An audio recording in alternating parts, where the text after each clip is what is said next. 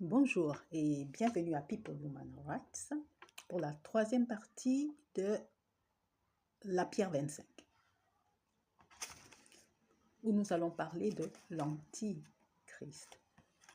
Alors, on va d'abord revenir sur Jean 14, verset 30, où le Christ dit « Je m'en vais, car le prince de ce monde vient, il n'a rien en moi. » Donc, et de la même façon, si Jésus revient, si donc ce Fils de l'homme revient, il faut aussi que le prince de ce monde s'en aille. Mais le problème que nous avons ici, c'est que le prince de ce monde ne veut pas partir de lui-même. Donc, il faut donc qu'il soit chassé. C'est de la même façon, quand on attrape un voleur avec un bien qu'il a volé, et que ce voleur ne veut pas restituer le bien, on est obligé de lui récupérer le bien par la force. Voilà, il n'y a pas d'autre choix. Donc, nous allons commencer par Enoch 46, et comme je le disais auparavant, le Christ, cet esprit, cet être a toujours existé. Et il est témoin de la chute des anges qui se sont révoltés contre Dieu, puisque dans Luc 10, le Christ dit « Je voyais Satan tomber du ciel comme l'éclair. Je vous ai donné le pouvoir de marcher sur les serpents et sur les scorpions, etc. » Donc, passons donc à Enoch 46. Je vais le lire rapidement.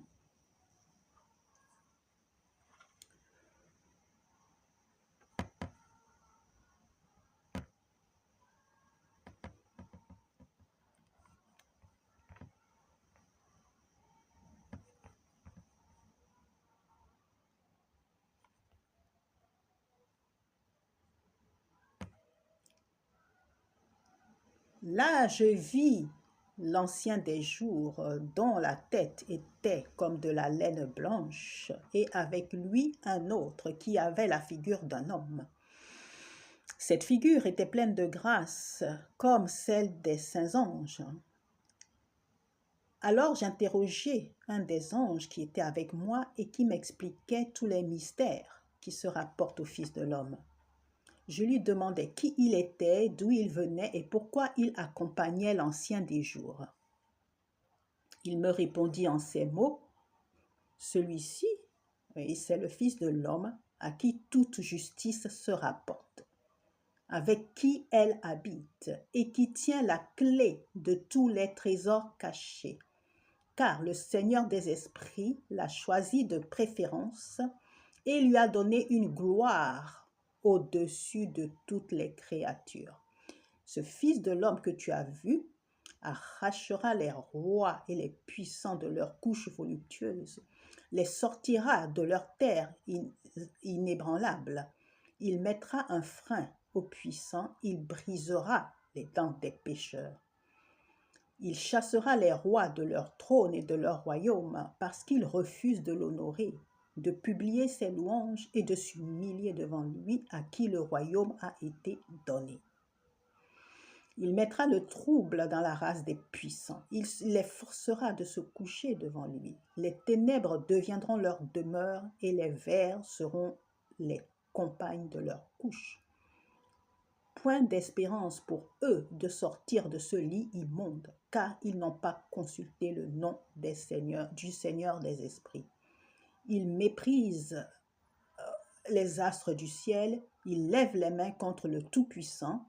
Leurs pensées ne sont que tournées vers la terre, dont ils voudraient faire leur demeure éternelle. Et leurs œuvres ne seront que les œuvres de l'iniquité. Ils mettront leur joie dans leur richesse et leur confiance dans des dieux fabriqués de leurs propres mains. Ils refuseront d'invoquer le Seigneur des esprits, ils le chasseront de ses temples, ainsi que les fidèles qui seront persécutés pour le nom du Seigneur des esprits. Voilà. Donc, le problème, c'est entre le démon et l'Éternel. Bon, l'homme est au milieu, bien sûr. Donc, c'est pour ça qu'il y a quelques difficultés avec l'homme. Et, mais bon, si ces êtres déchus, démoniaques, ont été chassés hors du ciel, quand ils ont été chassés, dans tous les cas, on ne leur a pas donné de lieu où aller. Les saints anges les ont chassés à cause de la rébellion et tout le désordre qu'ils ont voulu mettre là où habite le Seigneur des esprits. Mais bon, c'était quand même des anges très haut placés qui travaillaient avec l'Éternel. Ils connaissaient la création, ils savent de quoi les hommes sont faits, tout ça. Bon, l'homme, lui, bon, il ne connaît que la terre. Non, ce sont des êtres, voilà, qui faisaient partie de la création et qui servaient l'Éternel. Donc, chacun de ces anges déchus a donc trouvé un endroit où aller. On ne leur a pas dit va là-bas ou va. Non, non, non. On a commencé par les chasser, par les mettre hors du ciel. Et chacun a atterri là où il voulait bien atterrir, choisir le lieu où il avait envie d'aller. Bon, parce que, comme je dis, la création était devant eux.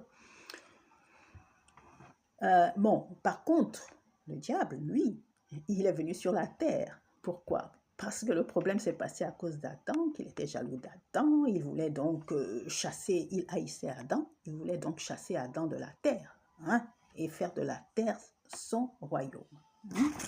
Et c'est ce qui se passe jusqu'à aujourd'hui.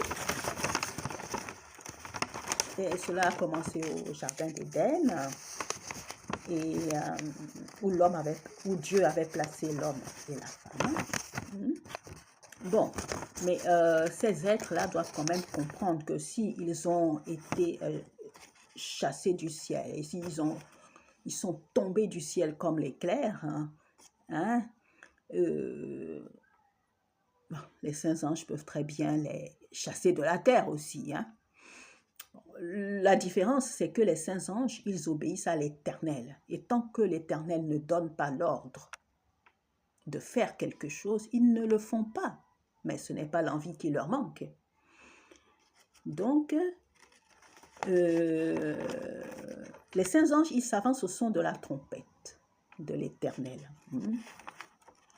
Donc, et dans tous les cas, même si l'Éternel a puni son peuple, c'est-à-dire il s'est détourné de lui, il l'a laissé souffrir, il n'a ordonné à personne de détruire son peuple et d'éradiquer son peuple de la terre. Donc, ça, ce sont des motivations personnelles de l'ennemi.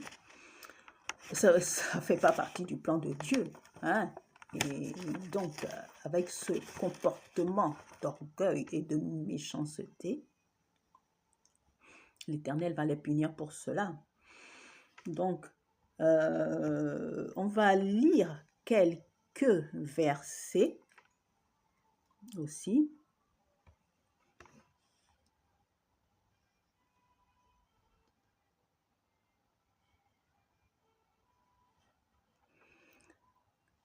On va aller dans le livre de Jérémie, Jérémie 5, et on va donc lire quelques versets. Je vais les citer, et je vais les lire, et voilà. Jérémie 5, verset 2. Bon, ça, il s'agit du peuple de l'Éternel, hein, un peu pourquoi l'Éternel s'est fâché contre son peuple. Hein. Bon, même quand ils disent l'Éternel est vivant, c'est faussement qu'ils jurent. Ça, c'est le verset 2. Verset 7 à 8. Pourquoi te pardonnerai-je? Les enfants m'ont abandonné et ils jurent par des dieux qui n'existent pas. J'ai reçu leur serment et ils se livrent à l'adultère. Ils sont en foule dans la maison de la prostituée. Semblables à des chevaux bien nourris qui courent çà et là, ils hennissent chacun après la femme de son prochain.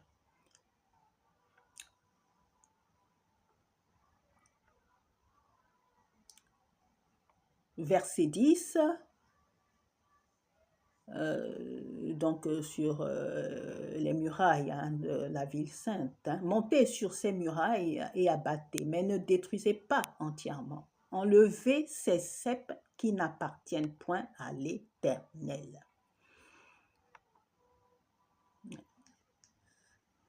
Verset 18.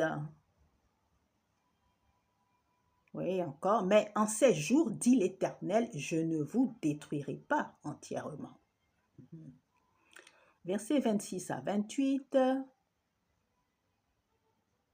Car il se trouve parmi mon peuple des méchants. Ils épient comme l'oiseleur qui dresse des pièges. Ils tendent des filets et prennent des hommes. Comme une cage est remplie d'oiseaux, leurs maisons sont remplies de fraude. C'est ainsi qu'ils deviennent puissants et riches. Ils s'engraissent. Ils sont brillants d'embonpoint. Ils dépassent toute mesure dans le mal. Ils ne défendent pas la cause de l'orphelin, et ils prospèrent. Ils ne font pas droit aux indigents. Voilà. On va aller aussi dans Ésaïe 5, le verset 7.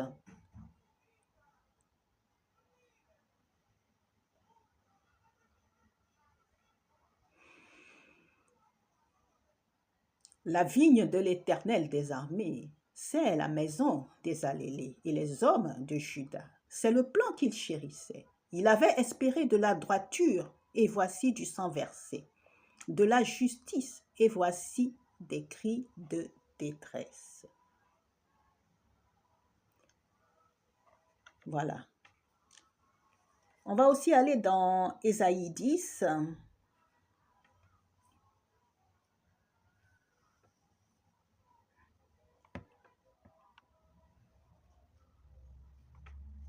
Ésaïe 10, versets 1 à 14. Voilà. Mais ça, par contre, c'est le... Bon, on va dire Ésaïe 10, versets 1 à 14. Voilà. Malheur à ceux qui prononcent des ordonnances iniques et à ceux qui transcrivent des arrêts injustes pour refuser justice aux pauvres et ravir leurs droits aux malheureux de mon peuple, pour faire des veuves leur proie et des orphelins leur butin. Que ferez-vous au jour du châtiment et de la ruine qui de lointain fondra sur vous? Vers qui fuirez-vous pour avoir du secours et où laisserez-vous votre gloire? Les uns seront courbés parmi les captifs, les autres tomberont parmi les morts. Malgré tout cela, sa colère ne s'apaise point et sa main est encore étendue. Malheur à l'Assyrien, verge de ma colère. La verge dans sa main, c'est l'instrument de ma fureur. Voilà.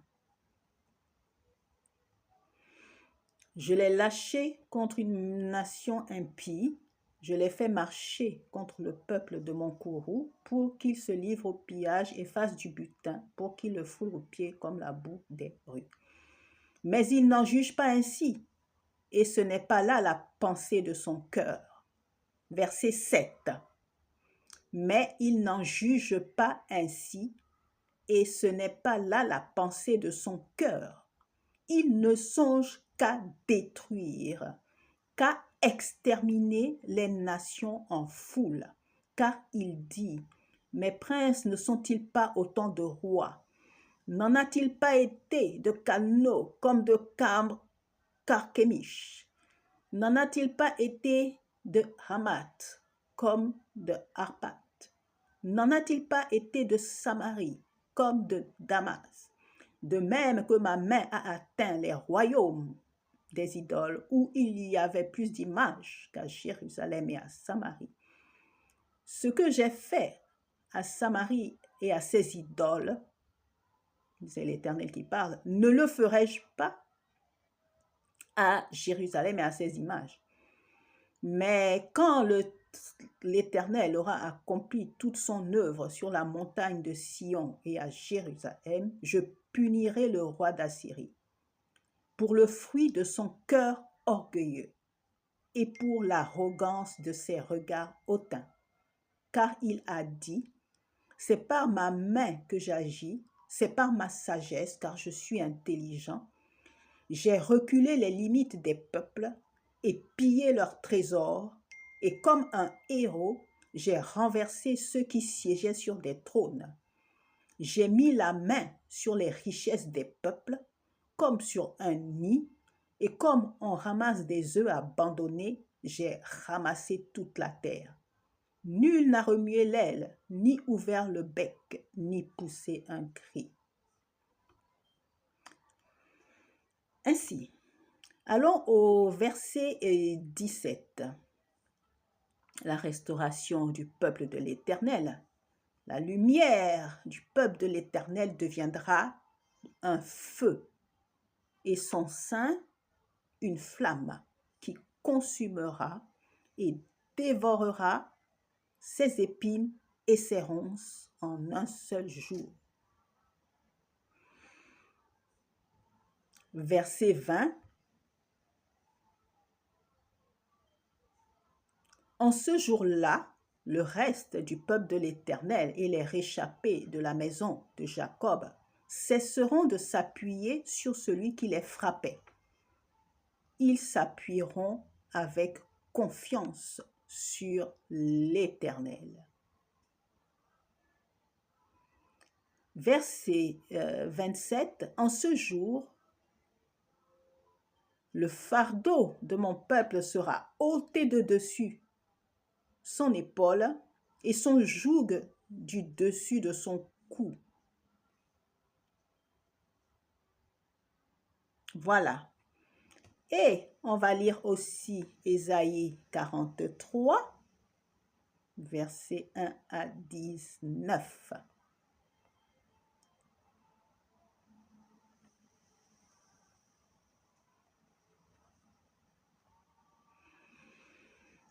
Ainsi parle maintenant l'Éternel qui t'a créé, ô Jacob, celui qui t'a formé. Ne crains rien, car je te rachète, je t'appelle par ton nom, tu es à moi. Si tu traverses les eaux, je serai avec toi, et les fleuves, ils ne te submergeront point. Si tu marches par le feu, tu ne te brûleras pas, et la flamme ne t'embrasera pas. Car je suis l'Éternel, ton Dieu, ton Sauveur. Je donne l'Égypte pour ta rançon, l'Éthiopie et Saba à ta place, parce que tu as du prix à mes yeux, parce que tu es honoré et que je t'aime. Je donne des hommes à ta place et des peuples pour ta vie. Ne crains rien, car je suis avec toi.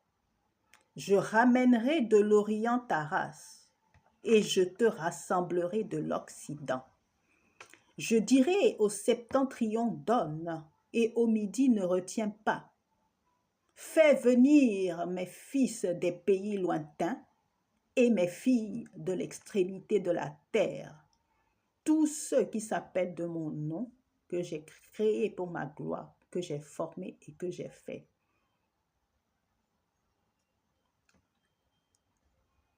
Qu'on fasse sortir le peuple aveugle qui a des yeux et les sourds qui ont des oreilles. Que toutes les nations se rassemblent et que les peuples se réunissent. Qui d'entre eux a annoncé ces choses? Lesquels nous ont fait entendre les premières prédictions? Qu'ils produisent leurs témoins et établissent leurs droits. Qu'on écoute et qu'on dise c'est vrai. Vous êtes mes témoins, dit l'Éternel, vous et mon serviteur que j'ai choisi, afin que vous le sachiez, que vous me croyiez et que vous compreniez que c'est moi. Avant moi, il n'a point été formé de Dieu, et après moi, il n'y en aura point. C'est moi qui suis l'Éternel, et hors de moi, il n'y a point de sauveur. C'est moi qui ai annoncé, sauvé, prédit. Ce n'est point parmi vous un Dieu étranger. Vous êtes mes témoins, dit l'Éternel. C'est moi qui suis Dieu. Je le suis dès le commencement, et nul ne délivre de ma main. J'agirai, et qui s'opposera? Ainsi parle l'Éternel, votre Rédempteur.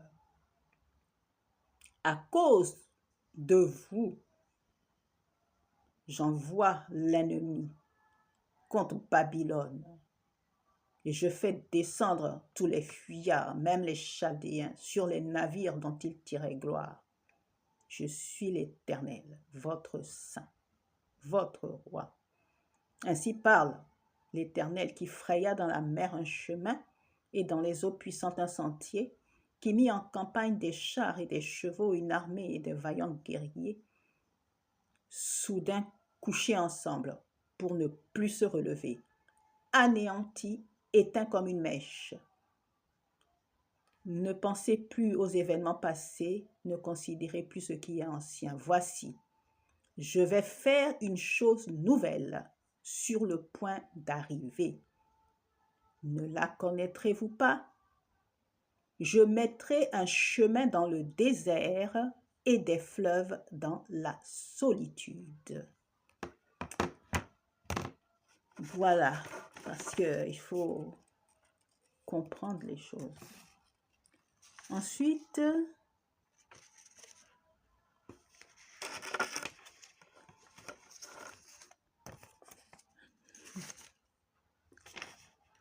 alors maintenant nous allons passer à un livre apocryphe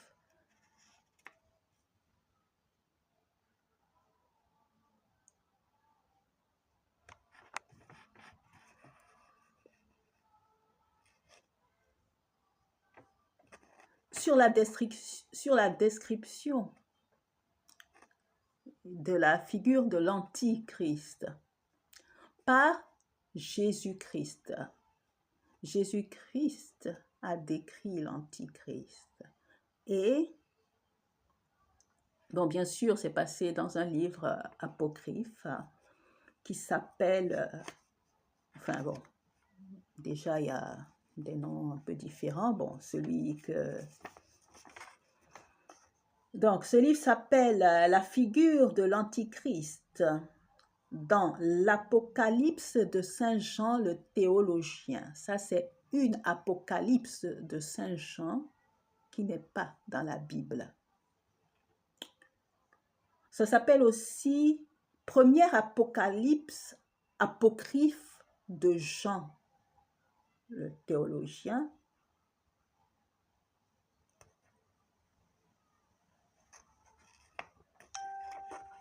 Bon, à ce propos, je vous propose aussi de lire, j'ai mis un lien sur Telegram, hein, mon chaîne Telegram PHR1, un autre livre apocryphe de Jean, le livre des secrets de Saint Jean. Mais bon, vous allez lire ça sur mon canal. Là, je vais vous lire la description de l'Antichrist faite par le Christ. Et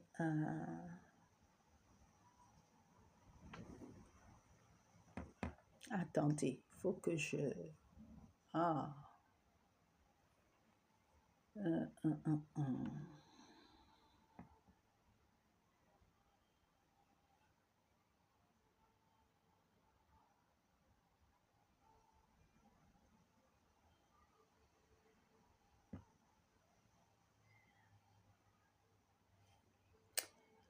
Ah, cela, c'est... Attendez, donnez-moi...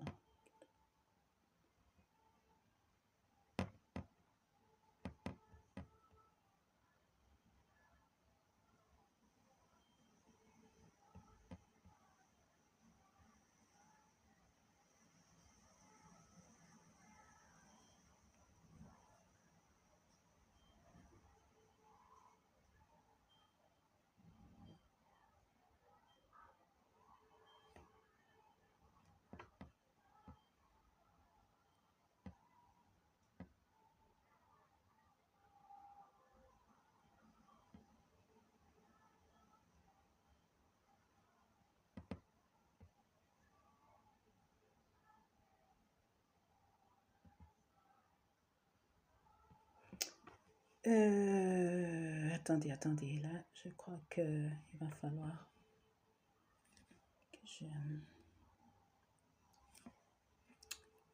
vais aller dans...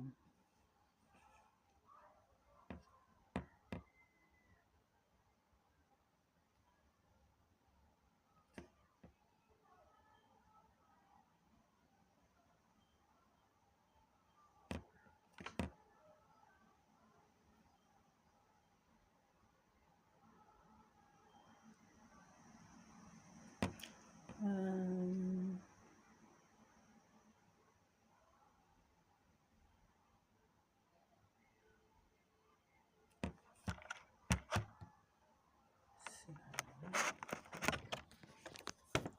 alors que je... Oui, donc ce livre aussi, hein, il est, je l'ai mis sur mon canal Telegram PHR1. La figure de l'Antichrist dans l'Apocalypse de Saint Jean le théologien, ou première Apocalypse apocryphe de Jean. Bon, alors, c'est Jean donc qui avait une vision sur... enfin bon, vous lirez cela. Donc, Jean dit, ça c'est Jean qui parle. De nouveau, je dis, Seigneur, révèle-moi comment il est. Et j'entendis une voix qui me disait, l'aspect de sa face est sombre, les cheveux de sa tête acérés comme des flèches, ses sourcils comme ceux d'une bête sauvage, son œil droit comme l'étoile qui se lève au matin, et l'autre œil comme celui d'un lion.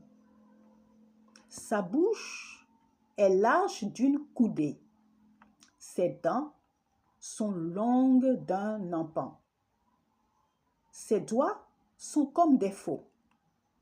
La plante de ses pieds est de 2 empans. Empan, c'est une mesure, une unité de mesure. E-M-P-A-N. Et sur son front, une inscription. Antichrist. Donc, il y a beaucoup de descriptions dedans. Bon, bien entendu, comme d'habitude, c'est codé. Je vais juste me... pour cette fois-ci, je vais juste parler du front, hein, la dernière chose qui a été dite là, un peu bon, rapidement comme ça. Sur son front, il est écrit Antichrist. Bon. Spirituellement, le front, c'est le lieu où se trouve la glande pinéale, hein, qui permet d'être en relation avec le monde invisible. C'est la glande pinéale, en fait, on l'appelle glande maintenant, mais c'était le 3e œil d'Adam, parce que Adam avait 3 yeux. Les 2 yeux, donc c'est pour la terre, hein, pour vivre sur la terre. Il avait un 3e œil au milieu pour voir l'éternel. Ça, c'est pour, voilà, pour voir l'éternel, pour voir voilà, le monde invisible. Et c'est cet œil-là que Dieu a fermé lorsque Adam a été chassé du jardin d'Éden. Donc, spirituellement, dans le monde des esprits, donc cet être-là a une marque. Il est bien connu comme étant l'Antichrist. Hein? Et puis, quand les anges déchus ont été précipités aussi, l'Éternel leur a retiré leur apparence d'ange véritable. Hein? Il les a rendus avec une apparence beaucoup moins attirante, hein? Celle des démons, tout ça. Donc, et puis ils ont des attributs aussi. Chacun a ses attributs, chacun a la chose avec laquelle il travaille le plus, quoi. Certains sont comme le diable même, sont associés aux serpents, aux chauves-souris. Il y en a d'autres qui sont associés aux singes. Et il y en a qui sont associés, voilà. Et ils sont associés aux singes, aux chats noirs, voilà. Il y en a d'autres qui sont associés au bouc, le bouc, et le pan. Bon, bref, tout ça, c'est... Donc, ça, c'était pour la pierre 25, troisième partie. Donc, la prochaine fois, ce sera la pierre 26, hein, parce que... Mais dans la pierre 26, je traiterai aussi quelques points de la description de l'Antichrist. Hein, ce sera... Voilà. Ok, donc cette vidéo est maintenant finie. Et je vous dis à bientôt. Au revoir. Méditez bien. Hein.